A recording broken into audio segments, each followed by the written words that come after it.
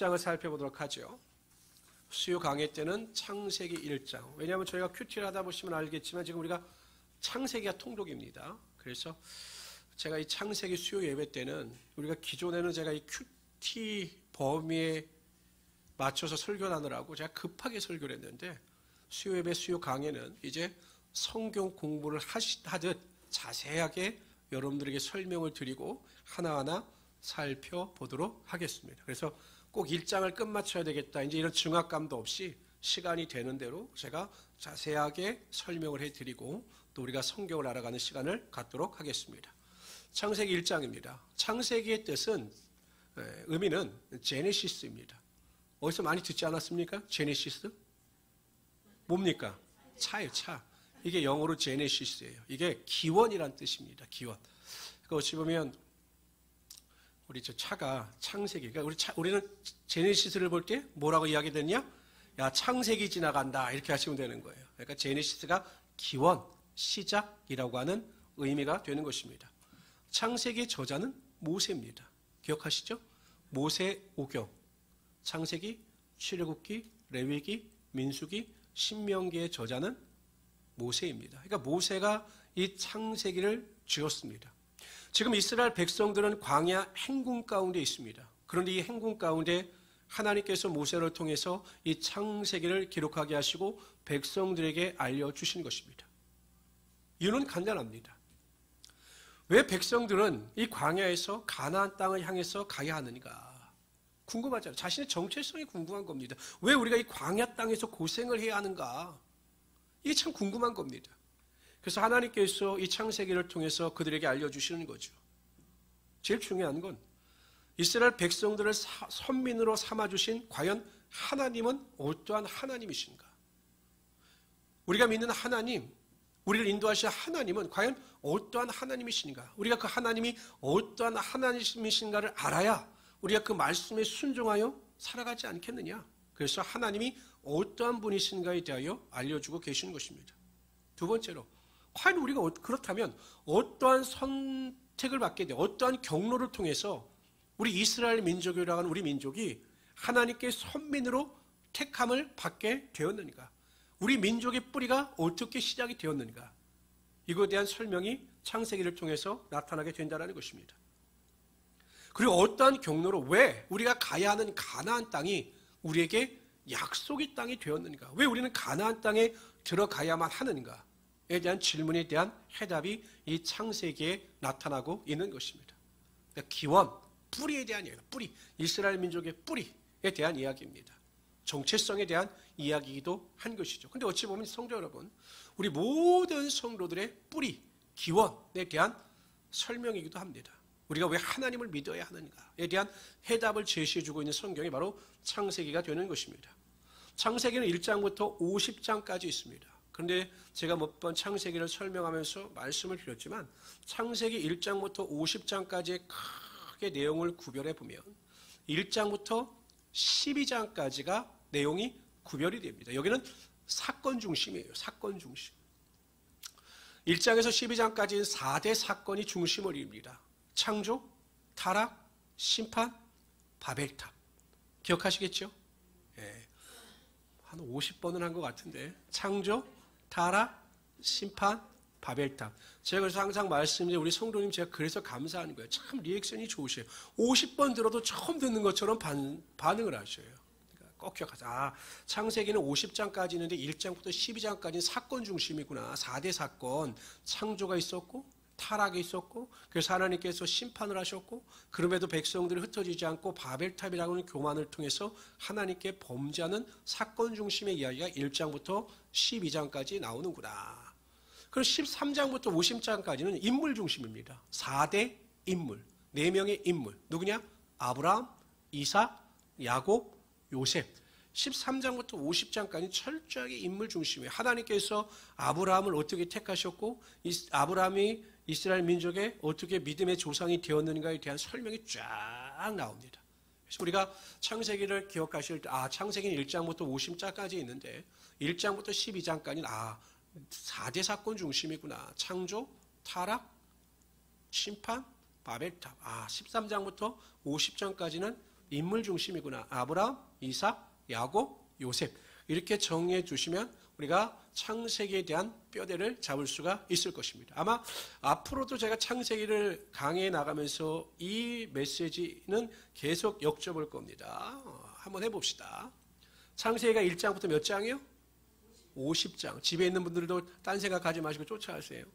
1장부터 12장까지는 4대 사건입니다. 창조, 타락, 심판, 바벨탑. 13장부터 50장까지는 4대 인물입니다. 아브라함, 이삭, 야곱, 요셉. 기억하시겠죠? 네. 이따 끝날 때 다시 여쭤보도록 하겠습니다. 그래서 지금은 우리가 창세기 1장을 읽어보도록 하는데 우리 1장 1절만 읽도록 하죠. 1절 읽습니다. 시작. 태초에 하나님이 천지를 창조하시느니라. 다시 한번 시작. 태초에 1장 1절이 어찌 보면 창세기 전체의 주제예요. 태초에 하나님이 천지를 창조하시느니라. 만약에 예수를 믿기로 결정했다면 우리가 이 성경을 펼치자마자 나오는 창세기 1장 1절에 대한 반응을 살펴보면 되는 것입니다. 내가 구원을 받아 하나님의 자녀가 된 성도들은 창세기 1장 1절이 전혀 거리낌이 없어요. 그래, 하나님이 천지를 창조하셨구나 라는 것이 믿어집니다. 그래서 계속 성경을 읽을 수가 있는 것입니다. 그러나 믿음이 없는 성도들, 믿음이 없는 자들, 구원받지 못한 자들은 창세기 1장 1절에서 벌써 부딪히는 거죠. 왜냐하면 세계의 모든 구속사를 제외한 일반 역사에서는 창조론이 아니라 진화론을 강조하기 때문이죠. 근데 여러분 제가 말씀드리지만 이 진화론 자체가 말이 안 되는 거예요. 보세요. 여기 명확하게 밝히잖아요. 누가, 언제, 무엇을, 어떻게 창조했느냐. 분명히 밝히잖아요. 근데 이 진화론이라고 하는 것은 어떤 동물이나 식물이 진화된 과정을 설명할 수는 있어요. 그러나 이 아메바라고 하는 단세포 생물이 어떻게 시작이 되었는가에 대한 설명이 없어요. 그래서 이들을 어떻게 설명합니까? 우연히 됐다는 거예요. 우연히. 무생물의 상태죠. 여러분 이렇게 무생물이 있어요. 이렇게 어떤 물체가 있어요. 생물이 없어요. 근데 이게 폭발을 해서 빅뱅을 통해서 우주가 만들어졌어요. 그런데 우주가 만들어졌지만 생물이 아니라 무생물 상태였어요. 그런데 이 무생물에서 어떻게 아메바가 발생했느냐? 어떻게 해요? 우연히. 믿어지십니까? 말도 안 되는 거예요. 우연히 만들어진 거예요. 그럼 지금도 여러분 이게 강대상이 막 아메바가 되고 이런 현상이 일어나야 되잖아요.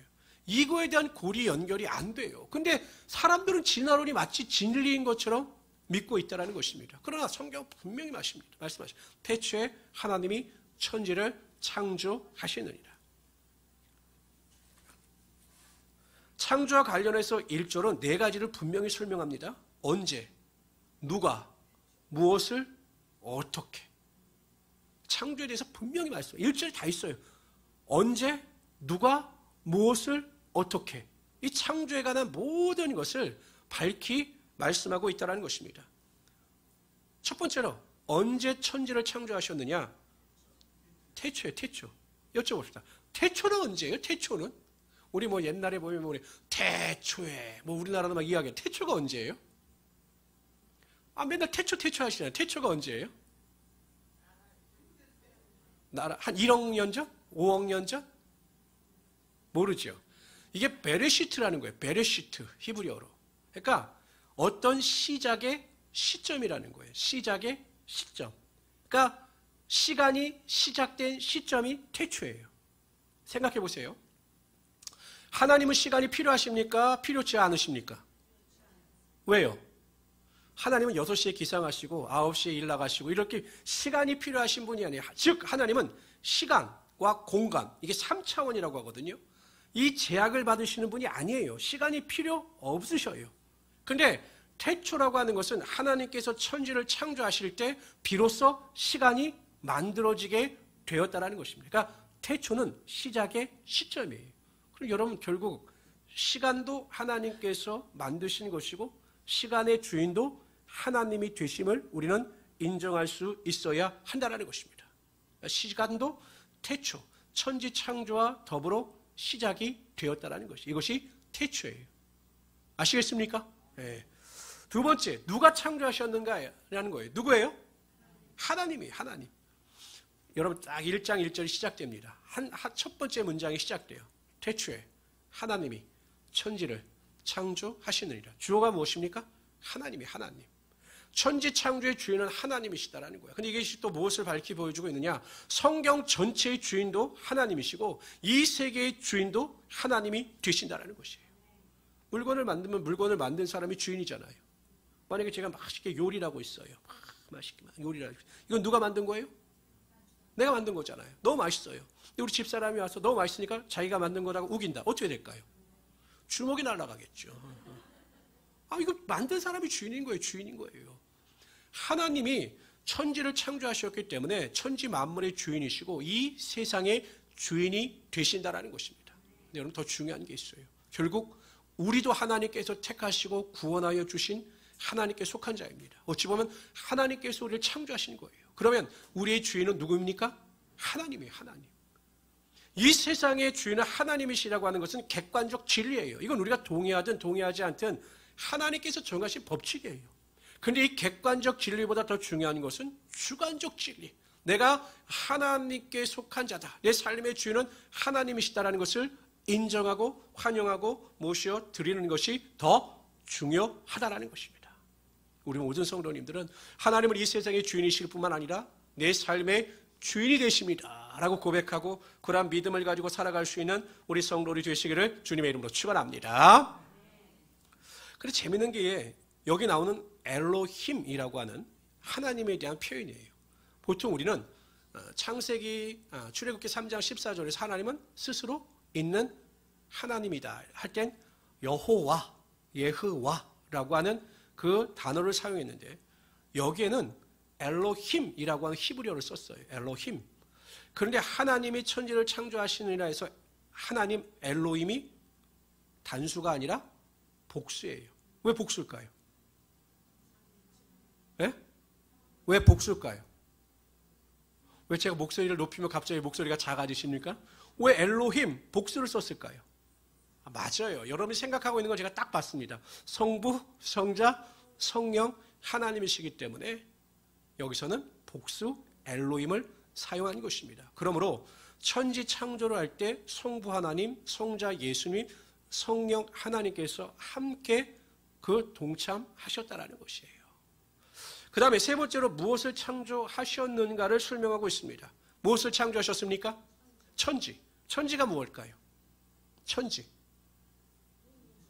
네? 천지라고 하는 것이요. 복수로 따지면 이렇게 나와요. 이게 하늘천의 천은 복수예요. 그 하늘들 그리고 그 땅은 단수고 하늘들은 복수예요. 왜 하늘들은 복수일까요? 네? 우주. 온 우주도 누가 창조하셨다? 하나님이. 단지 여기서 말하는 천지는 지구의 하늘과 땅만이 아니라 온 우주를 하나님께서 창조하셨다는 것이죠. 그러나 우리가 살 수 있는 여건이 되는 땅은 지구밖에 없어요. 그래서 단수를 사용하는 거예요. 그렇기 때문에 여러분 요즘에 미확인 비행물체다, UFO다, 난리들 치죠. 있을까요? 없을까요? 아니, 저 UFO가 있어요? 없어요. 잘 보세요. 확인 비행 물체가 아니에요. 미확인 비행 물체예요. 확인된 건 하나도 없는데 사람들은 화성에도 사람이 살고 있고 다 헛된 수고죠. 하나님은 전 우주를 창조하시되 오직 지구에만 살아갈 수 있는 생명체, 즉 우리를 허락하여 주시는 거예요. 그렇기 때문에 헛된 것에 우리가 마음을 빼앗기거나 호기심을 가질 필요가 없다라는 것입니다. 네 번째, 하나님께서 어떻게 천지를 창조하셨느냐라는 것입니다. 창조하셨다. 그러니까 우리가 한글 성경으로 보면 그냥 창조하셨구나라는 생각을 할 텐데 히브리어는 창조를 표현하는 단어가 4가지 정도가 있습니다. 4가지. 창조가. 첫째, 바라라고 하는 단어가 있어요. 창조할 때 히브리어로 바라. 이 의미는 무의 상태에서 유의 상태로 만드는 행위. 이걸 바라라고 합니다. 바라. 그러니까 아무것도 없는 상태에서 그러니까 우리도 여러분 요즘에도 창조했다라고 하는 말을 많이 하잖아요. 사람들이 창조경제 이야기하잖아요. 창조경제. 그럼 무에서 유를 만드는 경제가 아니에요. 있는 것을 새롭게 변화시킬 때 창조라고 하는 단어를 쓰죠. 그런데 히브리어 바라는 아무것도 없는 상태에서 전혀 새로운 것을 만드는 것이 바라예요. 바라. 그리고 세 가지 아사, 아차르, 바나라고 하는 히브리어가 있는데 이거는 있는 것에서 있는 것을 만드는 것을 보통 이야기합니다. 그러니까 제가 지금 말한 창조 경제라고 할 땐 아사, 야차르, 바나라고 하는 히브리어 원어를 사용합니다. 근데 여러분 오늘 성경 본문에 하나님께서 천지를 창조하시느니라. 태초에 여기서 창조는 어떤 단어를 사용했을까요? 여러분 똑똑하십니다. 바라라고 하는 단어를 사용했어요. 바라. 뭐라고요? 바라. 아무것도 없는 상태에서 있는 것을 창조하신 하나님이십니다. 그러니까 무에서 유를 창조하신 하나님이 되신다라고 하는 의미는 하나님께서 전지전능하시고 무소부재하신 하나님이 되신다라는 것이에요. 물론 나중에 보면 이제 동물 같은 경우는 이제 흙으로, 또 인간도 흙으로 만드시지만 어찌하든지 모든 생물을 말씀으로 무에서 유를 창조하신 바라의 사역을 감당하신 하나님이 되신다라는 것입니다. 그러므로 우리가 믿는 하나님, 이스라엘 백성들이 믿어야 할 하나님은 전지전능하시며 능치 못할 일이 없으신 하나님이 되심을 확실히 믿어야 한다는 것입니다. 그러니까 우리가 태초에 하나님이 천지를 창조하시느라라고 이 성경 말씀을 읽을 때는 항상 우리 안에 믿음이 있어야 되는 거죠.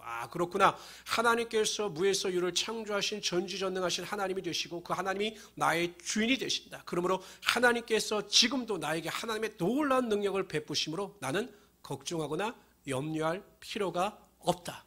라고 하는 믿음을 가지고 살아갈 수 있는 하나님의 귀한 성도를 되시기를 주님의 이름으로 축원합니다. 우리 2절 읽죠.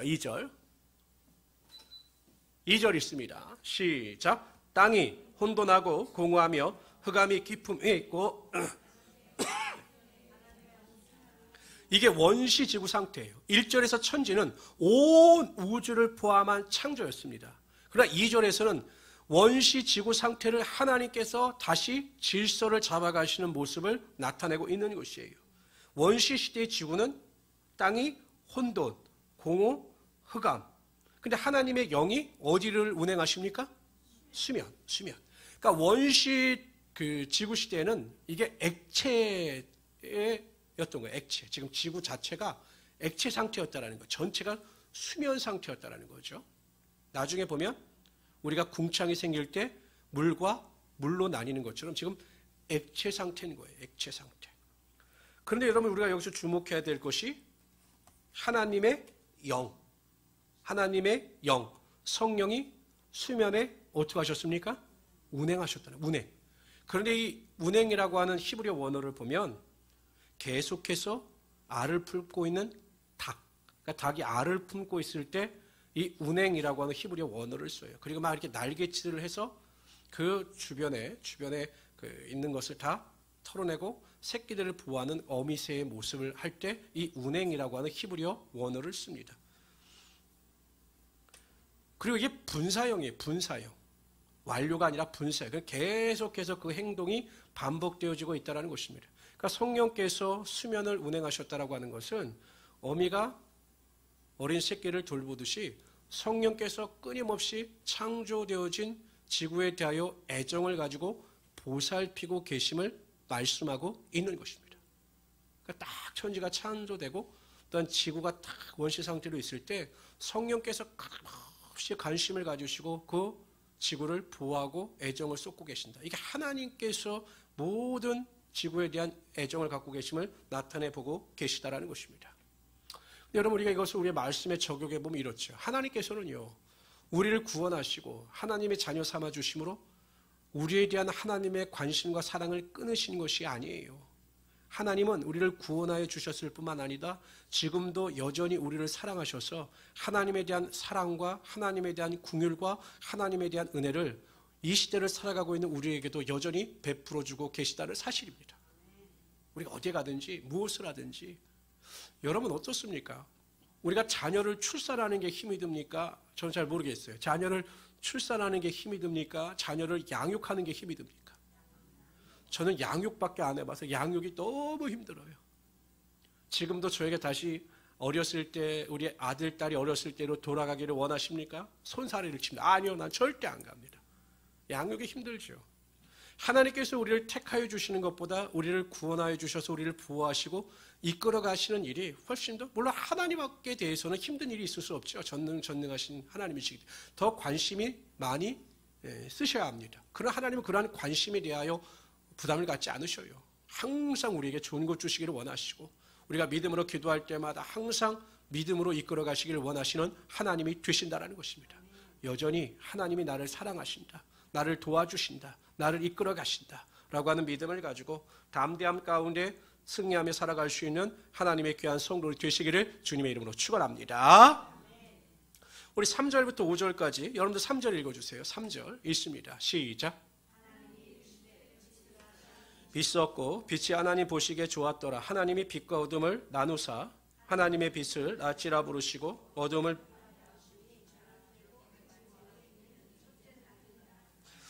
2절에 보면 1장 2절에 보면 흑암이 깊음 위에 있었다. 이렇게 원시 지구 시대의 상태를 의미해요. 흑암이 있었다.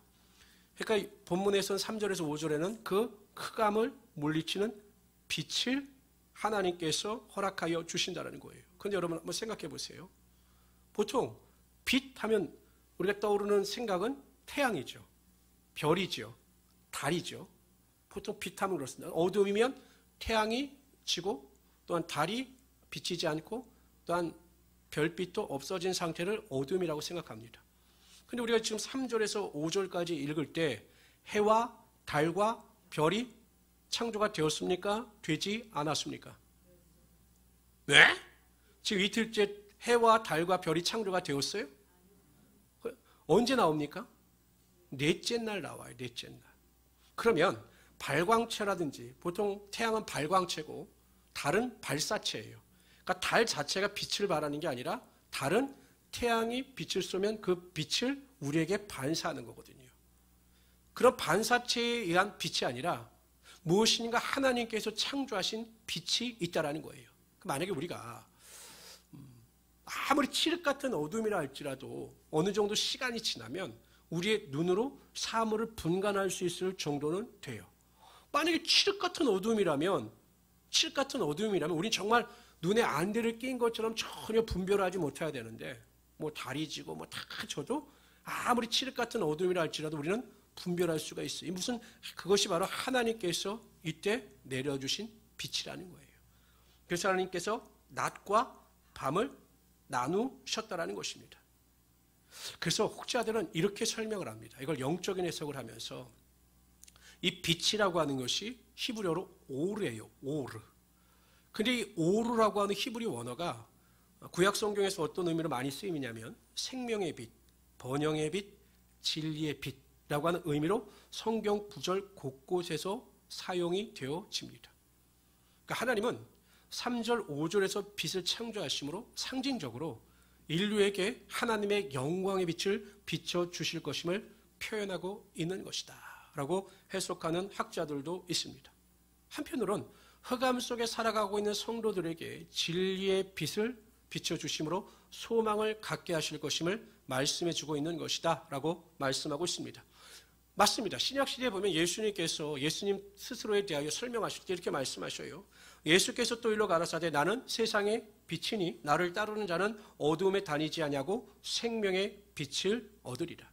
결국 어두움과 절망의 모든 것을 해결할 수 있는 분은 하나님 한 분이시다. 빛으로 오셔서 어둠을 밝히시는 분은 하나님 한 분이심을 우리에게 말씀하고 있는 것입니다. 그래서 우리 성도님들은 아무리 내가 힘들고 어렵다 할지라도 막 절망의 어두움 가운데 막 누름 가운데 있다 할지라도 하나님께 소망을 두게 되고 하나님께 대한 믿음을 회복하게 되면 어두움이 떠나가고 하나님의 빛의 소망이 반드시 임하게 된다는 사실을 믿을 수 있는 하나님의 귀한 성도를 되시기를 주님의 이름으로 축원합니다. 우리 6절부터 8절까지 읽도록 하죠. 6절 여러분들 읽어주세요. 시작. 나니라 하시고 하나님이 궁창을 만드사 궁창 아래의 물과 궁창의 물로 나뉘게 하시니 그대로 되니라. 하나님이 궁창을 하늘이라 부르시니 저녁이 되고 아침이 되니 이는 둘째 날이라. 궁창이 하늘이에요. 근데 오늘 본문에 보면 하나님께서 물 가운데 궁창이 있게 하셨어요. 제가 아까 원시 지구 상태는 액체 상태라고 말씀을 드렸죠. 물 상태였던 거예요. 그런데 그 물을 나누는 기준이 무엇입니까? 궁창이에요. 궁창. 궁창으로 하여금 물과 물을 나누게 하셨다는 것입니다. 궁창 위의 물과 궁창 아래의 물로 나누게 하신 거예요. 그리고 하나님이 이 궁창을 하늘이라 하신 거죠. 그러니까 밑에 물이 있고 궁창이 있고 위에 물이 있는 거예요. 궁창. 이 궁창이라고 하는 것은 라카라고 하는 말입니다. 라카. 이게 뭐냐면 평평하게 두들겨 펼친 판이에요. 그러니까 하나의 판이에요. 이렇게 판. 그러니까 이게 구약 시대의 히브리 사람들이 가지고 있는 이 하늘, 그러니까 하늘에 대한 개념이에요. 보통 여러분 우리가 구약 시대에 보면 사도 바울이 몇째 하늘이라고 이야기합니까? 셋째 하늘이라고 이야기해요. 셋째 하늘이라고. 이게 히브리인들이 갖고 있는 하늘관이에요. 성경에 보면 보이시나요? 이게 뭘까요? 이게 궁창이에요. 궁창. 이게 궁창이에요. 여기 나오는 궁창. 그러니까 히브리 사람들이 생각하는 궁창은 하나의 평평한 막이었고 거기에 태양과 별들이 있다라고 생각을 한 것입니다. 그러면 이 궁창 위에 이 물이 있다라는 거예요. 그리고 궁창의 이 물이 이 문을 통해서 내려오는 것이 뭐냐? 비라는 거예요. 그러니까 이스라엘 백성들이 생각하는 하늘은 눈으로 보이는 새와 모든 것이 날아다니는 하늘, 그 다음에 궁창과 그 위에 물로 이루어진 둘째 하늘. 셋째 하늘은 뭐냐? 하나님이 계시는 하나님의 나라가 셋째 하늘이라 이렇게 생각을 하고 있다는 거죠. 근데 여러분 궁창이 지금 우리나라 말로 표현하면 뭡니까? 대기권인 거예요. 대기권. 그러니까 이 대기권이 있어서 여러분 태양 빛으로 오는 오존층이나 이런 거를 1차 걸러주고 또한 여러 가지 습도라는 것을 이렇게 조종하여 주는 것이 대기권인데 그 당시에 무슨 뭐 수소와 밀도, 뭐 산소의 밀도가 어떻고 뭐 대기권이 어떻고 이렇게 설명해 봤자 그 당시에 사람들은 이해를 하지 못했을 것입니다. 그래서 하나님께서는 그것을 그냥 궁창이라고 그들에게 알려주셨고 이스라엘 백성들은 그 하늘을 보면서 대기권을 바라보면서 그것을 하늘이라고 생각을 하게 되었다는 거예요. 그래서 이스라엘 백성들이 생각하던 하늘은 궁창과 그 위에 있는 물. 근데 그 당시만 해도 이 궁창 위에 있는 물이 엄청 많고 습기가 많았을 것이다 라고 학자들은 생각을 해요. 그런데 이 궁창에 엄청난 물이 언제 다 빠져나왔을까요? 노아홍수 때. 노아홍수 때 이 물이 빠져나와서 어느 정도 적정의 수분을 함유하고 있다. 그래서 지금 우리가 궁창을 생각할 때 뭘 생각하시냐? 대기권을 생각하시면 된다는 거예요. 그러니까 여러분 성경이 얼마나 과학적입니까? 정말로 과학적이죠. 그걸 어떻게 평평히 편 창이라고 생각을 해요. 이 대기권의 이 틀을. 그런데 하나님께서 그들이 알 수 있는 단어로 그들에게 하나님 나라를, 하늘을, 대기를 설명하신 거예요. 그래서 하늘을 창조하셨다. 그래서 이게 궁창이에요. 궁창이라는 것은 평평하게 펼쳐서 만들어 온 판과 같은 것이다 라고 생각하는데 이스라엘 백성들이 생각하는 첫째 하늘은 새가 날아다니는, 그러니까 새가 날아다니는 첫 번째 하늘, 그 다음에 궁창과 해와 달과 또 궁창의 물로 구성된 대기권으로 구성된 두 번째 하늘, 또 하나님이 계시는 세 번째 하늘로 그들은 생각했다는 거죠. 우리 같은 경우는 이분법이죠. 하늘은 뭡니까? 우리가 보이는 것, 눈에 보이는 것, 우주 공간을 포함하여 보이는 것이 하늘. 하나님의 나라는 그 너머에 있는 그것이 하나님의 나라고 생각하는데 우린 두 개를 생각하는데 이스라엘 백성들은 세 가지로 나눠서 생각했다는 것이에요. 그래서 항상 이스라엘 백성들은 삼이 완전수일 수밖에 없는 거예요. 항상 삼위일체, 이것이 완전수라는 것입니다. 그런데 여러분 보세요. 참 재미있는 것이 하늘이 창조되었을 때만 빠지는 단어가 있어요. 뭔지 아십니까? 보시기에 좋았더라고 하는 단어가 없어요. 찾아보시면 알겠지만 하늘이 창조되었을 때만 하나님이 보시기에 좋았더라라고 하는 말이 없어요. 왜 그럴까요? 왜 그럴까요? 그거 여러분들 아시면 여러분들 신학자입니다. 왜 신학자들이 그랬을까 연구를 합니다. 막 연구를 하다 내린 결론은 공중권세를 사단이 잡잖아요. 그러니까 사단이 타락하고 공중권세 잡을 것을 아시고 하나님께서 하늘이 창조되었을 땐 좋았더라라고 하는 표현을 사용하지 않은 것이다 라고 연구를 합니다. 믿거나 말거나. 뭐 그렇게 추측은 할 수는 있겠지만 하나님께서 성경을 통해서 우리에게 말씀해 주시지 않았기 때문에 이것이다 라고 단정할 수는 없는 거죠. 그 다음에 우리가 성경을 읽다 보면 이 천지창조와 관련해서 어떠한 단어가 계속 반복되어지냐면 그대로 되니라. 그대로 되니라. 하나님께서 말씀하신 그대로 되니라 라고 하는 표현이 많이 나타나고 있는 것입니다.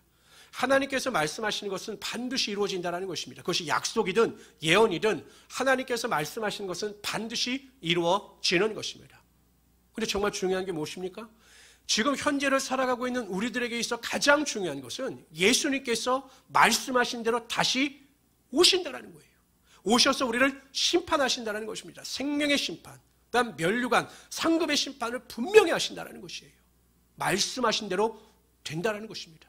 우리가 그것을 분명히 믿고 예수를 믿되 믿음 안에서 살아가되 적당히가 아니라 열심과 최선을 다하여 하나님을 위하여 살아감으로 하나님 나라의 상급을 쌓을 수 있는 하나님의 귀한 성도들이 되시기를 주님의 이름으로 축원합니다. 9절부터 13절까지 읽도록 하죠. 9절 여러분들이 읽어주세요. 시작. 모이고 묻이 드러나라 하시니 그대로 되니라. 이제 하늘을 만드시고 무수를 만드십니다. 하나님이 무수를 땅이라 부르시고 모인 물을 바다라 부르시니 하나님이 보시기에 좋았더라. 하나님이 이르시되 땅은 풀과 씨 맺는 채소와 각기 종류대로 씨 가진 열매 맺는 나무를 내라 하시니 그대로 되어 땅이 풀과 각기 종류대로 씨 맺는 채소와 각기 종류대로 씨 가진 열매 맺는 나무를 내니 하나님 보시기에 좋았더라. 셋째 날 창조인데 하나님께서 땅을 만드셨고 땅을 만드신 다음에 가장 먼저 풀과 채소와 과목을 창조하셨습니다. 이렇게 말씀하십니다. 열매를 내라. 열매를 내라. 근데 내라라고 하는 이 히브리어 원어가 굉장히 깊은 의미가 있어요. 이게 타두세라고 하는 미완료 상태입니다. 미완료. 미완료라고 하는 의미는 무엇이냐? 멈춰지지 아니하고 계속 지속되는 거예요.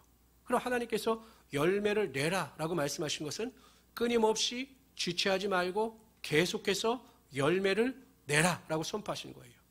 누구를 위해서요? 우리를 위해서 내라 하신 거예요. 우리를.